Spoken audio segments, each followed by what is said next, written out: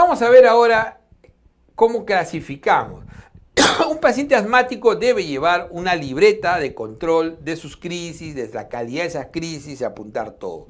Y eso es básico en el seguimiento del asma. Y de esa manera nosotros podemos nosotros clasificarlo y darle un tratamiento. Entonces, ¿cómo clasificamos el asma? Lo primero es que la severidad del asma es una enfermedad crónica. Según Gina, lo modificó un poco. ¿Ok? Modificó un poco esto. Entonces voy a ver cómo son sus síntomas durante el día, los diurnos. Sigo viendo sus síntomas nocturnos, el BEFS1, el PEF y la variabilidad. Alguien me decía, doctor, ¿qué cosa es lo más importante? No es que haya uno más importante. Siempre te debe marcar el más severo de sus síntomas. Si yo solamente tengo 3 o 4 noches comprometidas, pero sin embargo estoy todo el día, todos los días, con asma y estoy con disnea, reposo, es obvio que soy un severo. Ahora vamos a ver. Pero doctor, pero no cumple el criterio. No, pues, tiene que cumplir el criterio del que tiene, el que tiene mayor puntuación, el que es más severo. Si tu problema clínico tiene datos de crisis diurnas, tiene datos de nocturnas, tiene datos de actividad, tiene datos de uso de... Entonces, tienes que ver cuál es el más severo de ellos, el que te marca más la posibilidad de clasificarlo. Entonces, vamos a ver que el asma intermitente, que hoy en día ya no es cualquier cosa, después vamos a ver cómo es el manejo. Entonces, tiene diurno, antes decíamos menor o igual a 2. No, ahora todavía es válido si es que no lo actualizan. Ojo lo que les estoy diciendo, oído a la música, porque no vaya a ser que en el examen, ¿no? El que haga la pregunta esté con la clasificación, que todavía la usan, pero lo que se recomienda en nuestro país es el GINA. Entonces, es menor de una vez por semana. Antiguamente era menor o igual a 2. Menos de una vez por semana, el paciente va a estar asintomático y con una flujometría normal entre ataques o crisis. Menos de una crisis por semana. O sea, he tenido, doctor, en el mes un par de veces. Eso es menos de uno por semana. ¿No es cierto? Menos de uno por semana. Si te ponen clínica nocturna, te dicen 1 a 2, pero no pasa de 2 hasta 2. 1 o 2 al mes. Eso es intermitente. Su BEFS1, su PEF siempre está en más de 80%, ¿no? En intercrisis, y la variabilidad menos del 20%, ¿no? Cuando entra en crisis. Este paciente no tiene ninguna alteración en su vida. No tiene ninguna alteración en su vida. ¿Ok? No tiene ninguna alteración en su vida. Y probablemente se controle solo con SABA. Aunque hoy en día la recomendación es usar corticoide inhalado a veces. Pero sobre todo SABA. El persistente leve ya tiene más de 1. O sea, basta que tenga 1 por semana o más para que ya sea persistente leve. Más de 1 por semana ya es suficiente, pero menos de una vez al día. No puede tener 2 crisis al día, eso ya lo manda a un nivel superior. Menos de una vez al día, eso es lo usual. O sea, tiene más de 1 por semana. Yo 2 o 3 veces a la semana, doctor, hago unas crisis ya. Y el día que hace, ¿cuántas veces le da crisis? No, es una sola vez nomás. Ese es clásico. Si le dan el dato nocturno, será más de 2 al mes. Estoy hablando de 3, 4, como era antes. 3, 4 al mes. Si te dicen que tiene 3 noches, 4 noches, ese también es persistente leve. Sigue siendo el BEFS1 entre crisis mayor al 80%. O sea, lo ves normal. No hay patrón constructivo. Y la variabilidad sí ya baja, es más severa las crisis, entre 20 a 30% en el persistente leve. El moderado ya está con el asma diario, ¿ok? Diario. O sea, siempre tiene una crisis en la mañana o al mediodía o cuando amanece. Acuérdense que lo más frecuente es al amanecer. Entonces es diario y ya afectan la actividad. Miren que el leve, usualmente la única afectación que pueden tener es laboral, ¿ok? Pueden tener alguna falta de vez en cuando. Pero acá ya afectan la actividad diaria, porque tiene síntomas diarios. Ya el paciente es medio disneico al esfuerzo. Entonces, en la noche puede tener más de una vez por semana. Eso significa 2 noches, por lo menos 3 noches, 4 o 5, 6, pero no 7, no todas las noches. O sea, más de una vez, más de una noche por semana. Como les decía, eso significa 2 noches, 3 noches, 4, 5 y hasta 6, pero no 7. ¿Por qué no 7, doctor? Porque 7 ya sería todas las noches y eso ya es severo, ¿no? Acá sí le vas a encontrar ya por debajo de 80 siempre su BEF, su 1, su PEF. O sea, ya está por debajo de 80. Pero entre 60 y 80. Y ya la variabilidad, las crisis son más severas, más de 30%. Entonces, cuando hace crisis ya va a tener crisis severas probablemente la mayoría de las veces. ¿Ok? Entonces, este persistente moderado, diario, pero no todo el día. Pero no todo el día, ojo. Porque si fuera todo el día, sería continuo. Cuando es continuo, o sea, todo el día, ahí ya es severo, continuo. Con una actividad física limitada, o sea, disnea de reposo. Si me dicen un asmático con disnea de reposo, usted sospecha que es un persistente severo. Antes que sospechar que pueda ser, además de tener afectación cardíaca, ya sería ya hacerse, ¿no? Hacerse la paja, disculpe que lo diga así. No, lo primero, tiene actividad física limitada, eso es disnea de reposo. Entonces, ese es típicamente severo, asmático, persistente, severo, continuo. Ese tiene todas las noches, si me lo dice así. Por ahí hay una pregunta que yo les hice alguna vez, decía, tiene crisis varias veces a la semana, varios días a la semana. No estoy diciendo que todos los días, pero todas las noches comprometidas. Entonces, ¿cuál es el más severo? Ese, pues, ese le marca. Ese te dice que es persistente severo, porque lo tiene todas las noches comprometidas. Al revés, tiene síntomas continuos todos los días y afectación algunas noches de la semana. Alguien me puede decir que eso no es muy lógico. No le traten de encontrar esa lógica a las preguntas. O sea, hay que ver lo que quiere, cuál es la intención. Entonces, si yo sé que si es continuo, me está diciendo que es continuo, ¿por qué no lo voy a poner como severo? Aunque lo otro no me encaje, no hay problema. ¿Ok? Menos del 60% y esta variabilidad. Y de esa manera tengo clasificado a mi paciente que más o menos me va a permitir darle un tratamiento adecuado. ¿No es cierto? Al intermitente le daré step 1 y step 2. Al persistente leve, step 3. Step 4, step 5. Y habrá uno que entre en refractariedad. Es el paciente con asma persistente severo que no responde al máximo del tratamiento indicado. Entonces, ese será refractario. Entonces, el refractario no responde al máximo del tratamiento indicado, del step 5. O sea, del paso 5 o el step 5. Entonces, si no responde, pasaré, algunos le llaman, yo lo voy a llamar step 6 si quieren, o si quieren lo llamamos simplemente tratamiento refractario. ¿Ok? Y eso ya tiene otras estrategias. Lo vamos a ver al final en el tratamiento. Entonces, vamos a ver ahora qué vamos a usar. Antes de hacer el tratamiento, es que esta es la farmacología de la neumología. El resto de lo que se usa en neumología no es específico. Si uso antibióticos. No, acá está lo más específico. El broncodilatador, el corticoide inhalado, los antileucotrienos, ¿no? Los metilxantinas. ¿Cómo manejamos la exacerbación? Ojo. Entonces uno dice, las exacerbaciones o crisis.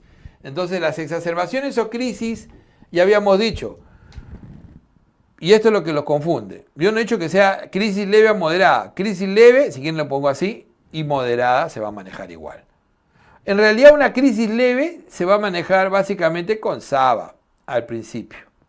Solo SABA. Incluso 2 disparos puede ser suficiente para una crisis leve. Pero si yo tengo una crisis moderada, utilizaré SABA, beta agonista de acción corta, entre 2 a 4. Y usualmente no me va a responder, de repente no me responde. O sea, si yo después de 2 disparos veo que mi paciente no está respondiendo bien, voy al tercer disparo. Recuerden que entre cada disparo voy a dar 20 minutos. Entonces pensaré en darle ya bromuro de ipratropio, o sea, el SAMA, el antimuscarínico de acción corta. Entonces le agrego, ¿cómo se llama este? SAMA. Antimuscarínico de acción corta. Bromuro de ipratropio. Entonces, que es el número 2 de los broncodilatadores. Entonces, si ya hubo que usar ipratropio, dejó de ser leve, es moderado. Por eso que lo juntábamos siempre, pero no significa que sean lo mismo, ¿ya? ¿Y por qué está el ICS acá, doctor? Porque estos pacientes, después de cualquier crisis leve o moderada, especialmente moderada, se recomienda que al alta comiencen a utilizar su ICS, corticoide inhalado. A nadie se le ocurra dar ya prednisona en dosis bajas. Eso está proscrito. El uso de corticoides orales sistémicos no tiene indicación hoy en día en el asma, salvo que en la refractariedad no tenga las drogas adecuadas o no funcionen. Si no, le doy de altas con su corticoide inhalado, siempre, porque el corticoide inhalado disminuye muchísimo los efectos adversos de la corticoterapia. Tengan eso en cuenta. Entonces, eso es la crisis moderada. ¿Qué va a pasar cuando el paciente entre en crisis severa? Es que a veces el paciente lo estoy tratando y no mejoró. Y de repente cuando me doy cuenta ya está saturando menos, está saturando no es 89%, yo pensé que estaba mejor. De pronto me doy cuenta que no, que efectivamente le tomo la respiración y está en más de 30, está taquicárdico, entonces ya está en crisis severa. Entonces si está en crisis severa, mi paciente está en insuficiencia respiratoria tipo 1. Entonces tengo que darle oxígeno. ¿Nos olvidamos siempre? No, lo hacemos a propósito. Entonces le tengo que dar oxígeno y le voy a dar igual su beta agonista de acción corta, porque puede ser que recién haya llegado o lo voy a dar en salvas, ¿no? 4 a 8 disparos y ahí sí no es condicional a que mejore o no. Le voy a sumar ipratropio, bromuro ipratropio. O sea, le doy SABA y SAMA. Antimuscarínico de acción corta. Los dos al principio. O sea, una potente broncodilatación. Lo más potente que pueda. Incluso como está taquipneico, ¿no? Hace muchas horas, entonces incluso debería pensar ya en hidratarlo. Pero esto no significa que esto sea parte del tratamiento de la crisis. Sobre todo si el oxígeno, si el SABA de 4 a 8 disparos y tu bromuro ipratropio. En la mayoría de estos pacientes deberían mejorar y le doy de alta con su ICS, ¿no es cierto? ¿Con qué le daría de alta? Le daría igual con su corticoide inhalado y obviamente utilizando probablemente no solamente corticoide inhalado, sino beta agonista de acción prolongada. Ok. Pero mi paciente no mejoró. Si no mejoró, entonces en ese proceso de esperar los 20 minutos, le indico ahí sí corticoides sistémicos. Y acá sí está bien indicado, pero no oral. Oral prednisona, algunos tienen esquemas, utilizando en ese momento también se le puede dar el esquema oral, pero usualmente en una emergencia vamos a utilizar metilprednisolona o hidrocortisona. Generalmente metilprednisolona en 125 miligramos o hidrocortisona 250 miligramos. ¿Ok? Y obviamente, si mejora después de esto, su ICS. Voy a continuar con ICS. Entonces el paciente de pronto lo está esperando a ver su mejoría. Ya le puse su corticoide y obviamente el corticoide no es que va a cambiar la gran cosa, pero de repente mejoró por lo que había hecho antes como broncodilatación y le doy de alta. Pero de repente no mejora. Entonces el paciente sigue a pesar de que le he hecho una gran broncodilatación, no hay mejoría. Entonces paso a tratar de broncodilatar relajando músculo liso con sulfato de magnesio. El sulfato de magnesio tiene efecto miorelajante en el 50% de los pacientes, muy efectivo. 2 ampollas de sulfato de magnesio al 10%, ¿no? Son 2 ampollas que las que voy a poner en forma separada, ¿ok? Generalmente alrededor de 10 a 20 minutos y esperar a ver si hay efecto de broncodilatación. Y podría utilizar como adyuvante la aminofilina. Sobre todo, es una metilsantina, que es un acuérdense que la metilsantina, después lo vamos a ver otra vez, pero la metilsantina funciona broncodilatando, incrementando la actividad MP cíclico porque disminuye su metabolismo, o sea, disminuye su transformación, su destrucción, a través de la inhibición de la fosfodiesterasa. Es un inhibidor de la fosfodiesterasa. Entonces, esta aminofilina, que es la teofilina parenteral, puede ser utilizada en pacientes específicamente que tienen historia sobre todo de buena respuesta a metilsantinas. No es recomendable usarlo en todos los pacientes porque ya estos pacientes van a estar muy taquicárdicos, van a tener muchos factores de riesgo y la aminofilina, los metilsantinas son fármacos de rango estrecho que pueden producir infarto de miocardio en su toxicidad. Hay que tener mucho cuidado. Entonces, y pueden producir arritmias, ¿no? Severas. Entonces, aminofilina, los que tienen buena respuesta también. Espero mi sulfato de magnesio y si mi paciente no mejoró es que este paciente se está yendo al preparo. Entonces, ¿qué significa eso? Que su tórax ya está silente, comienza a hacer bradicardia, es un paciente que está confuso, es un paciente que probablemente su saturación baje más, es un paciente que ya no habla. Entonces este paciente que incluso comienza a hacer hipotensión por bradicardia, a hacer hipotensión, yo lo catalogo de preparo, e inmediatamente que está entrando en hipotensión le pongo adrenalina. ¿Por qué adrenalina, doctor? Porque la adrenalina es más potente que los beta-2 agonistas, porque el beta-2 agonista es específico. ¿Por qué no le doy entonces siempre adrenalina? Porque tiene muchos efectos adversos. Hipertensión, taquicardia, arritmia, pero en este momento que está a punto de morir, de entrar en paro, no lo voy a pensar dos veces. Entonces ahí sí está indicada la adrenalina, le ponen 1 miligramo, ¿no? Stat a través de la vena, supone que ya tienen una vía abierta porque ya le han puesto corticoide en la vena, y este paciente lo intuban y lo pasan a cuidados intensivos con su tubo endotraqueal. Y ese es el preparo. Ese es el manejo de la exacerbación o crisis. Revisemos los fármacos. Hagamos un paréntesis de la parte clínica y después vamos a entrar al tratamiento crónico y por qué ya hay que conocer bien estos fármacos, ¿no? Y hay muchas preguntas que vienen a relación de los mecanismos de acción, efectos adversos, indicaciones.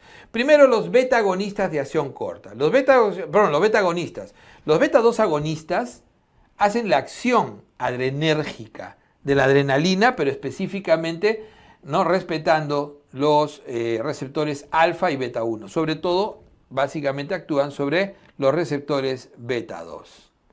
Entonces, actúan sobre todo, ¿no?, sobre la proteína G, sobre el sistema de proteína G, incrementando la producción de AMP cíclico, el cual tiende a relajar el músculo, ¿no?, disminuyendo la cantidad, el influjo de calcio al interior de la célula. Entonces, de esa manera relaja el músculo, el incremento del AMP cíclico. Entonces, yo voy a tener dos tipos de fármacos, ¿no? Dentro de este mismo fármaco, beta-2 agonista, voy a tener los de acción corta por el tiempo vida, ¿no? Se llaman SABA, acción corta, beta-agonista de acción corta, y los LABA, beta-agonistas de acción prolongada. Los dos muy importantes. Siempre recuerden que el SABA es de rescate. ¿Qué significa eso? Que cuando el paciente tiene crisis, tú vas a sacarlo de la crisis, rescatarlo, siempre con un beta-agonista de acción corta. Es tu medicamento. Tiene un inicio de acción aproximadamente a los 20 minutos. ¿Qué fármacos son los típicos? El salbutamol, o también llamado por los gringos albuterol. Alguna vez pusieron un examen albuterol porque habían googleado de frente la pregunta. Fenoterol, terbutalina, son los que tenemos en el petitorio del país, ¿no? Son PRN, son de uso, nunca son de uso constante, son de uso condicional porque es rescate a la crisis, ¿ok? Mientras que los beta-agonistas de acción prolongada inician tarde, inician su acción a las 2 horas y son fármacos que acompañan a los corticoides inhalados. Generalmente no se usan solos. Generalmente vamos a ver que se utilizan con los corticoides inhalados en la terapia preventiva. ¿Ok? Son el formoterol y el salmeterol los que más se utilizan en el mundo y los que tenemos en el país. En el petitorio lo que tenemos más es salmeterol. Se suelen utilizar cada 12 horas. Estos generalmente, como le digo, son PRN. Y ahora sí, ambos tienen el mismo mecanismo de acción, solamente se diferencian en el tiempo, ¿ok? En el tiempo de inicio, o sea, y la vida media. Y ambos tienen el mismo tipo de efectos adversos. ¿Qué efectos adversos suelen tener los beta-2 agonistas? El más frecuente, el tremor de manos, el temblor de manos. La hipocalemia y la hiperglicemia, los más característicos. Y la taquicardia, cuando hay sobre todo toxicidad, exceso de dosis, la taquicardia. ¿Ok? Pero sobre todo, el más frecuente, 30% de los pacientes, tremor. Es frecuente, muy frecuente. Y de ahí la hipocalemia y hiperglicemia entre 1 al 10% y la taquicardia, que puede ser por toxicidad. Entonces, este es el broncodilatador más potente y el que siempre se va a utilizar como rescate de acción corta. De ahí vienen lo que se llaman el gran fármaco, ¿no? El fármaco de preventivo, la piedra angular de tratamiento, porque el asma es una enfermedad inflamatoria. El corticoide inhalado o glucocorticoide inhalado, te lo pongo de las dos maneras que aparece en la literatura, ¿no? En español. Entonces tenemos corticoides inhalados, ya sabemos que la acción de corticoides es muy compleja. Sobre todo tiene efecto antiinflamatorio, ¿no? A nivel de lo que es básicamente la degranulación inicial del ácido araquidónico, ¿no? Y además de eso disminuye la producción de interleuquina 2, lo que disminuye la proliferación de los linfocitos. Entonces tiene efecto antiinflamatorio, tiene efecto, ¿no? Regulación inmunológica, además de otros efectos que van a producir sobre todo efectos colaterales, ¿no? Sobre hueso, sobre el eje, ¿no? Sobre el eje de actividad del cortisol, ¿no? El de ACTH, el eje hipofisiario suprarrenal, entonces tiene todos esos problemas. Puede producir síndrome de Cushing, que es tremendo. Entonces el corticoide inhalado, para evitar eso, para evitar que los corticoides produzcan mucho efecto adverso, se usa en forma inhalada, directa, de acción directa. Y es por eso que su efecto adverso más frecuente va a ser el que pueda causar directamente sobre la cuerda vocal. Disfonía es el más frecuente y el más característico, la candidiasis orofaringia. O sea, lo que se llama el típico Muget. ¿Ok? Entonces, candidiasis orofaringia y la disfonía. Los productos clásicos, el más utilizado en el mundo es la fluticasona, el que tenemos más en petitorio es la beclometasona, todos son cada 12 horas, y la budesonida como uno de los más caros utilizados. Entonces, este es el que los dos están en petitorio, la fluti también está, pero se tiene poco a veces. Estos son los que más se utilizan. Se considera el preventivo por excelencia, siempre recuerden eso, este es el preventivo por excelencia del asma, la piedra angular de tratamiento, y debe ser siempre de inicio, desde que tienes diagnóstico de asma debes prevenir complicaciones futuras, es lo que te dice el GINA. El único que te va a prevenir complicaciones futuras y nuevas crisis es el corticoide inhalado. La clave del corticoide inhalado es usar la dosis más baja que sea útil. Y muchas veces la dosis puede ser muy baja si es que uso antileucotrienos. De ahí vienen los siguientes grupos, que es otro broncodilatador. El número 2. Si estos eran los número 1, estos son los número 2 en broncodilatación. Y están los antimuscarínicos de acción corta y de acción prolongada. El bromuro dipratropio, básicamente, que tenemos en petitorio, en la acción corta, y el bromuro etiotropio en la acción prolongada. Recordando que son básicamente adyuvantes del SABA, o sea, cuando se requiere más broncodilatación, sobre todo en la crisis moderada y severa, ¿ok? Y sobre todo el bromuro de tiotropio, ese es rescate en refractarios, como vamos a ver. Entonces el que se usa básicamente es el ipratropio. Siempre se usa en las crisis moderadas y severas, pero no en el tratamiento del asma, ¿no? del asma persistente, no. Se utiliza en las crisis, nada más. Es rescate, adyuvante, o sea, viene a ser un rescate también. En cambio, el tiotropio sí se puede utilizar en la refractariedad como un adyuvante también. Vamos a ver después. A pesar de que este es más utilizado en EPOC, esto también se utiliza en este sistema. Vamos a ver que los efectos adversos, ¿cuál es el efecto, cuál es la acción de estos antimuscarínicos? Recuerden que por vía parasimpática se mantiene la broncoconstricción. Hay un efecto también, no solamente por la inflamación, sino también por activación parasimpática y broncoconstricción. Entonces hay que bloquear esa actividad de acetilcolina por el receptor muscarínico. Entonces lo que hace este es un bloqueador de receptor muscarínico y bloquea el receptor muscarínico. Y al bloquear el receptor muscarínico, ¿no?, disminuye el ingreso del calcio al músculo. Entonces, eso definitivamente relaja y produce broncodilatación. Los efectos adversos de los antimuscarínicos son bronquitis, sinusitis, boca seca, sobre todo la boca seca, ¿no? La sequedad de boca y las infecciones respiratorias se incrementan. Vamos ahora a ver un grupito que es fundamental, los antileucotrienos, recordando que se utilizan sobre todo en los pacientes atópicos. Entonces el paciente atópico, entonces es un adyuvante del corticoide inhalado. A todo atópico debería dársele corticoide inhalado y junto con antileucotrieno para usar las dosis más bajas de corticoide inhalado.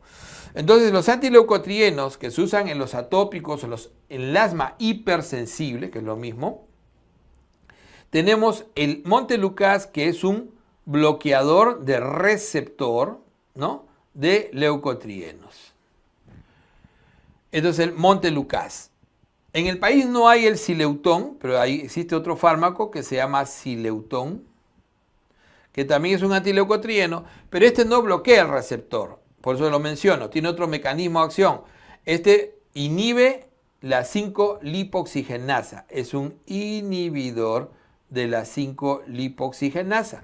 Y eso hace que se produzca menos leucotrienos. Es otro mecanismo, otro antileucotrieno. Tenerlo en cuenta. Y de ahí vamos a ver ahora los que van, los específicos. O sea, si yo tengo un asma alérgica, obviamente voy a dosarle IgE cuando esté en la refractariedad y trataré de bloquear el receptor de IgE. Mientras que, entonces, en ese receptor de IgE, el omalizumab es un bloqueador de receptor de IgE. Efecto adverso más frecuente, solamente el dolor en lugar de acción, siendo un monoclonal y un tratamiento que modifica la respuesta inmune, siempre tener en cuenta que puede producir efectos a largo plazo.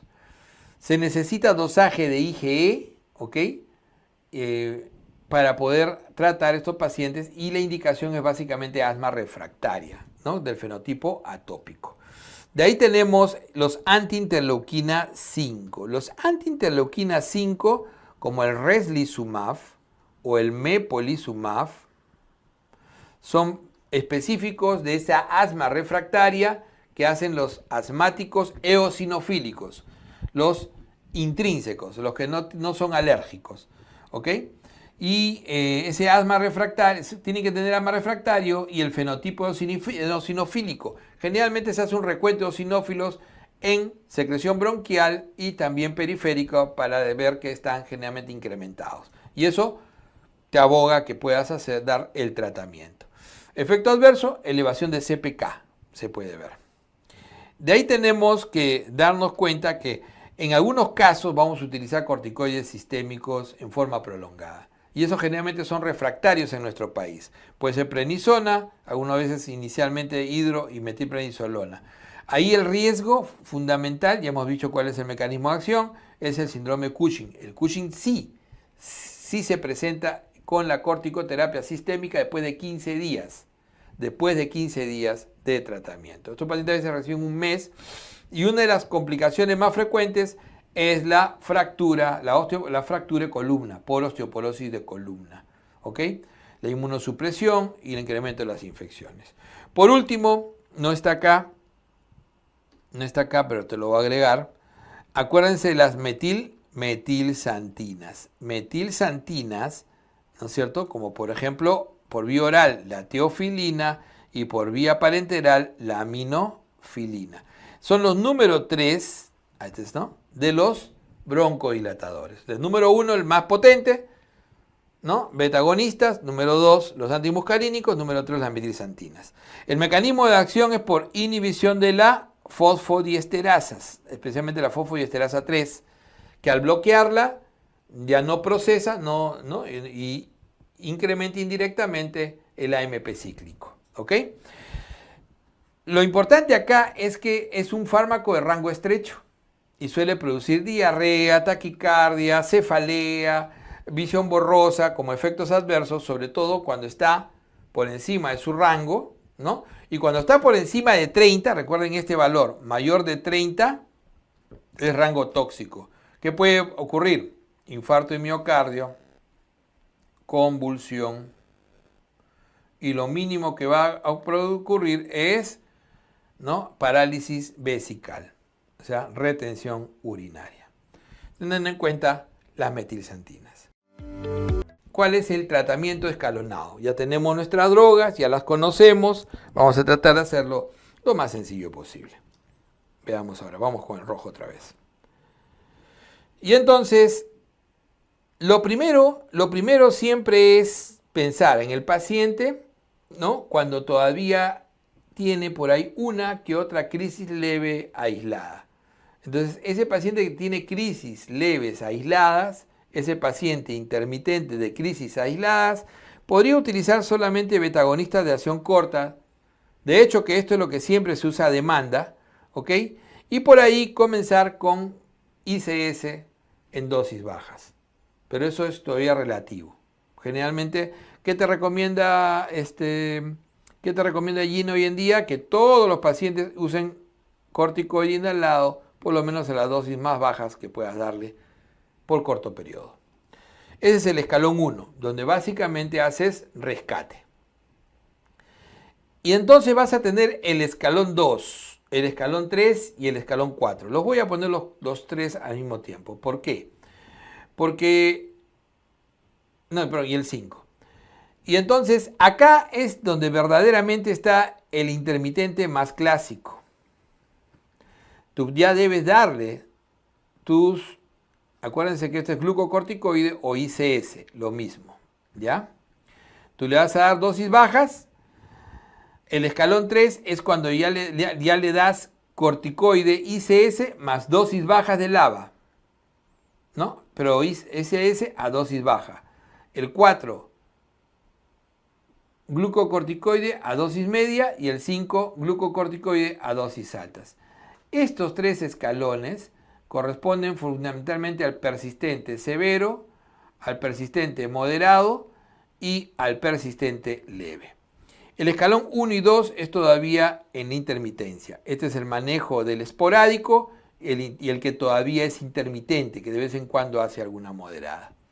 En cambio, el persistente leve ya debe recibir glucocorticoide, dosis baja, pero con su LABA, su beta-agonista de acción prolongada, que puede ser salmeterol o formoterol, pero la dosis baja.